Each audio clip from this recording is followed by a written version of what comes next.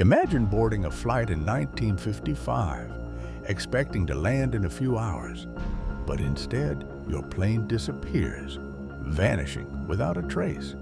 Now, imagine that same plane suddenly reappearing 37 years later, with its passengers still believing it's 1950. Date: July 2nd, 1950.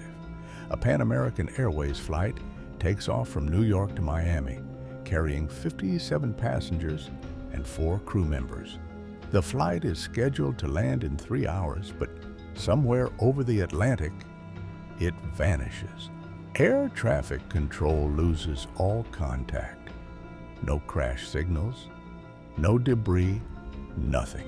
The official report: the plane is declared missing, presumed crashed into the ocean. Families grieve, but no wreckage is ever found. For decades, there was no trace of the missing plane until one ordinary morning in 1992, air traffic controllers in Venezuela spotted something unbelievable on their radar. Air traffic control at Caracas, Venezuela, receives a mysterious radar signal. An unidentified aircraft appears out of nowhere. Controllers hear a voice. "This is Flight 94, scheduled to land in Miami. Where are we?" The airport goes into shock. Pan Am flight now went missing years ago.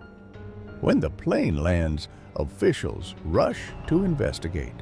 Shockingly, the passengers and crew look exactly as they did in 1955. No one has aged a single day. A panicked pilot steps out, confused and afraid.